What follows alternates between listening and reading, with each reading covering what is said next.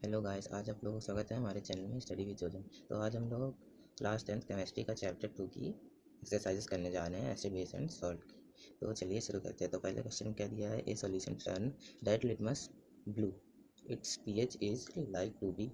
इस क्वेश्चन में कहा जा रहा है कि जो रेड लिटमस पेपर है वो ब्लू में टर्न हो जा रहा है, मतलब जो सोल्यूशन डाला जा रहा है वो बेसिक है, और बेसिक का जो पीएच होता है वो हमेशा 10 से मतलब 7 से ज़्यादा होता है। तो फिर आपका जो ऑप्शन बी है वो करेक्ट हो जाएगा। अब इसी तरह अगले क्वेश्चन पे चलते हैं। तो अगले क्वेश्चन में क्या कहा गया है कि ये सॉल्यूशन है, उस पर रिएक्ट करा जा रहा है क्रस्ड एगसर से। तो फिर जो गैस निकल रही है उसको हम लोग लाइम वाटर से में डालते हैं, तो फिर वो मिल्की कलर का हो जा रहा है। तो फिर इसमें कौन सा सॉल्यूशन है, तो इसमें जो सॉल्यूशन है वो HCl है। तो आपका ऑप्शन बी जो है वो सही हो जाएगा। अब उसी तरह अगले क्वेश्चन पे चलते हैं। तो अगले क्वेश्चन में क्या कहा गया है कि जो 10 ml सोल्यूशन है NaOH का, उसको कम्प्लीटली यूटिलाइज करे दे रहा है 8 ml ऑफ सोल्यूशन HCl।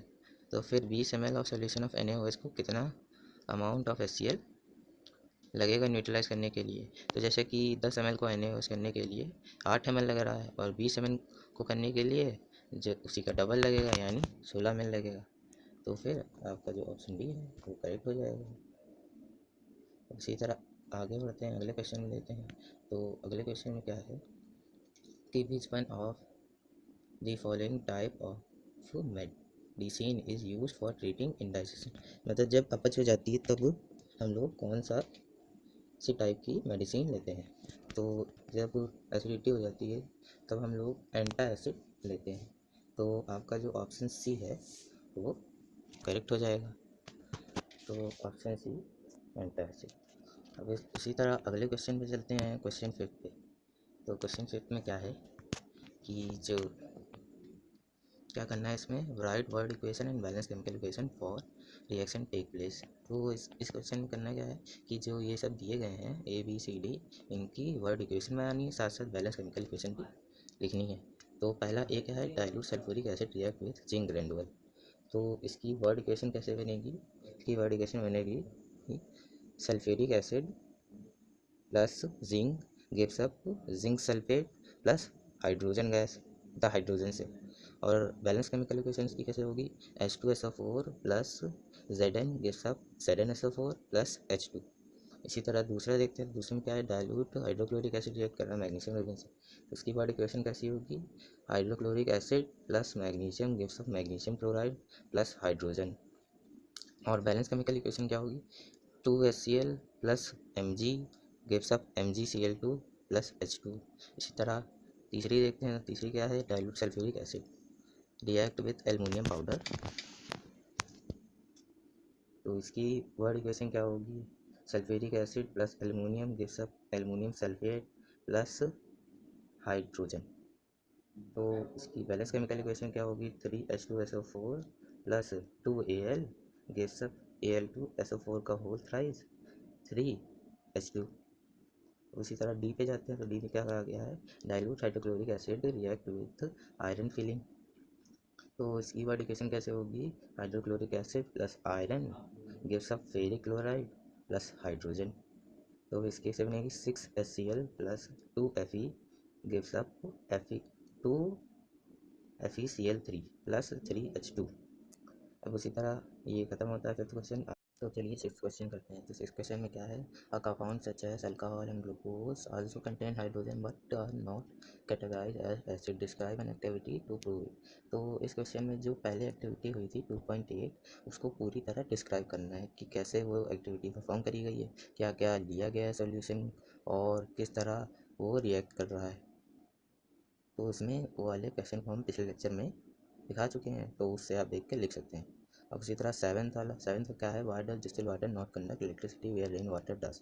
तो फिर जो डिस्टिल वाटर होता है उसमें जो होता है आयन स्पीसीज नहीं होती हैं, तो फिर वो इलेक्ट्रिसिटी कंडक्ट नहीं कर पाता है। मगर जो रेन वाटर होता है वो इम्प्योर होता है, उसमें कई सारी इम्प्योरिटी मिली होती हैं, इसकी वजह से वो उसके अंदर आयन स्पीसीज होती हैं और वो इलेक्ट्रिसिटी कंडक्ट कर सकता है। तो उसको लिख कैसे सकते हैं, सो उसको कैसे लिख सकते हैं, जो distilled water is a pure form of water and is devoid of any species. Therefore, it does not conduct electricity, but the rainwater, being an impure form of water, so it contains many ion species such as acid, therefore it conduct electricity. यही आप लिख सकते हैं। उसी के आगे फिर अगले क्वेश्चन पे चलते हैं। तो अगला क्वेश्चन क्या है कि जो एसिड्स होते हैं वो acidic behaviour absence of water में क्यों नहीं शो करते हैं। तो why do acid not show acidic behaviour in absence of water. तो इसमें क्या लिख सकते हैं, जो एसिड होते हैं वो ड्राई स्टेट में आयंस रिलीज नहीं करते हैं, जिसकी वजह से वो एसिडिक बिहेवियर नहीं शो करते हैं एब्सेंस ऑफ वाटर में। तो उसके लिए कह सकते हैं acid do not show acidic behaviour in absence of water because dissociation of ion of hydrogen from an acid occurs in the presence of water only. It is the hydrogen ion which is responsible for acidic behavior. ये आप लिख सकते हैं। उसी तरह फिर 9th question पे आते हैं। तो फिर 5 सॉल्यूशन दिए गए हैं ABCDE और इन सबको टेस्ट करा जा रहा है यूनिवर्सल इंडिकेटर से। तो उसमें जो पीएच दिख रहा है पहले का 4 है, दूसरे का 1 है, तीसरे का 11, चौथे का 7वां और पाँचवें का 9th है। तो उसमें पूछा जा रहा है कि कौन सा सोल्यूशन न्यूट्रल है। तो ऑप्शन पहला जो ए है न्यूट्रल, उसका होगा आपका कितना डी। और फिर बाद में जो स्ट्रॉन्गली एल्कलाइन है उसमें आप लिख सकते हैं सी। और फिर बाद में स्ट्रॉन्गली एसिड है, एसिड में आप सॉल्यूशन बी लिख सकते हैं। और वीक एसिडिक है उसमें सॉल्यूशन ए लिख सकते हैं, इसका पीएच 4 है। और वीक अल्कलाइन है उसमें आप सॉल्यूशन ई ले सकते हैं, जिसका पीएच 9 है। और ये भी कहा जा रहा है कि जो पीएच है उनको इंक्रीजिंग ऑर्डर में लिखिए हाइड्रोजन आयन कंसंट्रेशन में। तो इसमें क्या लिखेंगे 11, इसको कैसे लिखेंगे 1 is greater than 4, 4 is greater than 7, 7 is greater than 9 and 9 is greater than 11, ऐसे लिखना होगा। ठीक है। और फिर बाद में 10th क्वेश्चन आता है। तो 10th क्वेश्चन में क्या है, equal length of magnesium ribbon are taken in test tube A and test tube B. Hydrochloric acid is added in test tube A while acidic acid is added to test tube B. Amount of concentration taken from both the acid are same.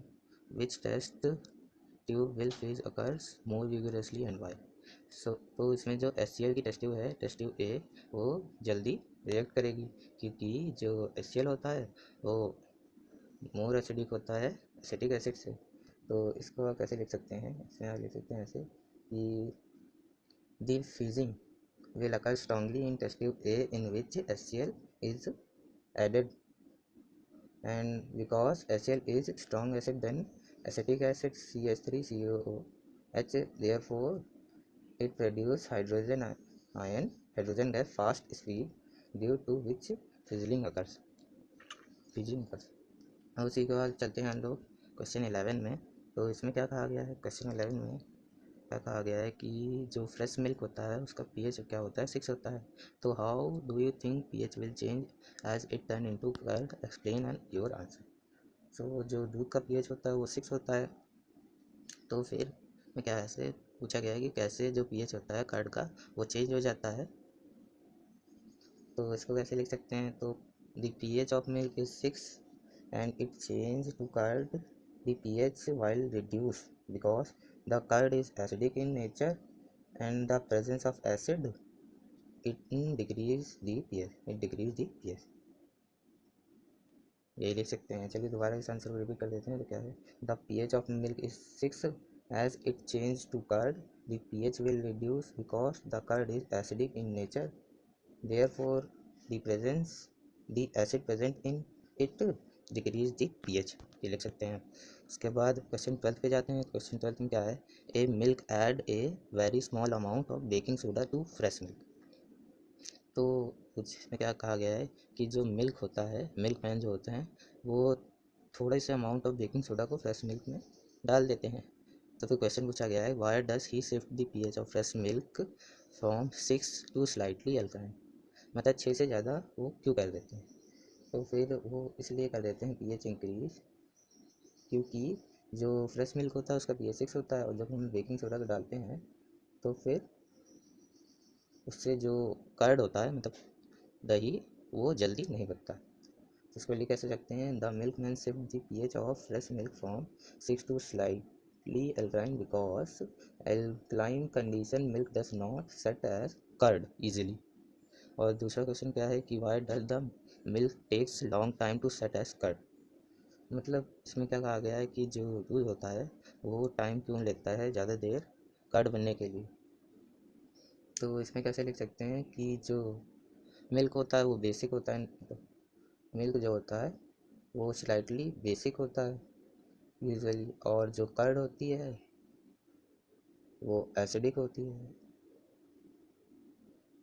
तो जो base है, basic nature उसका थोड़ा सा है, उसको neutralise करने के लिए वो ज़्यादा टाइम लेता है कर्ड को बनने के लिए। इसको लिख कह सकते हैं since milk is slightly basic then usually milk acid produce to set the curd are the neutralized by the base, therefore it takes longer time for the curd to set। तो इसको दोबारा रिपीट कर देते हैं, तो since milk is slightly basic then usual milk acid produced to set the curd are neutralized by the base, therefore it take longer time to the curd to set। तो चलिए 13 question पे जाते हैं। तो 13 क्वेश्चन क्या है, जो plaster of Paris है उसको हम लोग मॉइस्चर प्रूफ कंटेनर में क्यों रखते हैं उसको एक्सप्लेन करें। तो उसमें क्या है कि जो प्लास्टर ऑफ पेरिस होता है उसको मॉइस्चर प्रूफ जगह में इसलिए प्रूफ किया जाता है क्योंकि वो पाउडर फॉर्म में होता है और वो मॉइस्चर को अट्रैक्ट करता है और जिप्सम बना लेता है, हार्डर सब्सटेंस, इसीलिए उसको हम लोग मॉइस्चर प्रूफ कंटेनर में रखते हैं। उसको लिए कह सकते हैं plaster of Paris will be store in moisture proof container because plaster of Paris is a powdery mass, it absorb water from the air and form hard solid known as gypsum. और वही reaction लिख सकते हैं CaSO4 dot half H2O plus 1 half H2 gives up CaSO4 2H2O gypsum, ये लिख दें। चलिए फिर 14 क्वेश्चन पे आते हैं। 14 क्वेश्चन क्या कहा गया है, what is neutralisation reaction and give two example. तो इसमें क्या लिख सकते हैं, इसकी डिफिनेशन लिखनी होगी और एग्जाम्पल। तो डिफिनेशन क्या है, a reaction in which acid and base react with each other and give salt and water, this reaction is called neutralization reaction. Example क्या लिख सकते हैं, NaOH plus HCl gives up NaCl plus H2O। और इसी तरह दूसरा example लिख सकते हैं KOH plus HCl gives up NaCl plus H2O। अब चलिए फिफ्थ क्वेश्चन पे जाते हैं। फिफ्थ क्वेश्चन क्या है, give two important use of washing soda and baking soda. तो फिर दो दो इम्पोर्टेंस बताने हैं, यूज़ बताने हैं। तो वॉशिंग सोडा क्या होता है, तो वॉशिंग सोडा का क्या है, washing soda it is used in glass soap and paper industries. और दूसरा it is use to remove the permanent hardness of water. ये दो इसके हो गए इंपॉर्टेंट यूज। और baking soda it is use for making baking powder and baking powder is a mixture of baking soda and mild acid such as tartaric acid. When it is heated or mixed in water, it releases carbon dioxide that makes bread and cake fluffy। और दूसरा लिख सकते हैं it is use as soda acid fire extinguisher. बस। तो चलिए ये chapter ख़त्म होता है, इसकी एक्सरसाइज ख़त्म होती हैं। तो आपको हम मिलते हैं अगले लेक्चर में।